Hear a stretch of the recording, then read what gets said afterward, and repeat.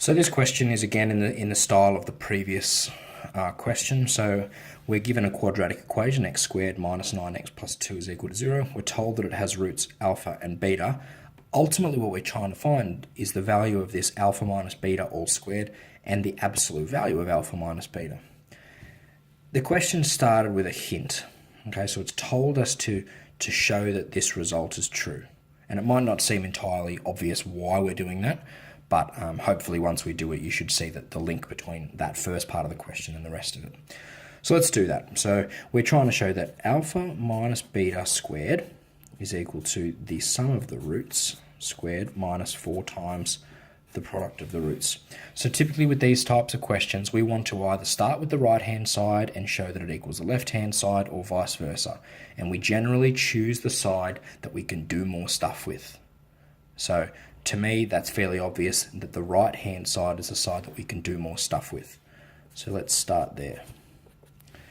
So we're going to just rewrite this and we're going to expand and simplify. So using our FOIL technique, I'm going to rush through this one. It's going to be alpha squared plus 2 alpha beta plus beta squared minus 4 alpha beta. And if we collect our like terms, we're going to get alpha squared minus 2 alpha beta plus beta squared, which simplifies. If we factorize that up, we get alpha minus beta all squared. Okay, so what that's allowed us to do is see that this result, this alpha minus beta all squared, is simply equal to the sum of the roots squared minus 4 times the product of the roots. And again, we know how to calculate the sum and product of those roots. So let's do that now. So we'll have alpha plus beta. Again, remember that's the formula minus b on a. So minus b in this case is it's going to be minus negative 9 over a, which is 1, so that equals 9. And the product of the roots is equal to c over a, c being 2, a being 1, so 2 over 1, which equals 2.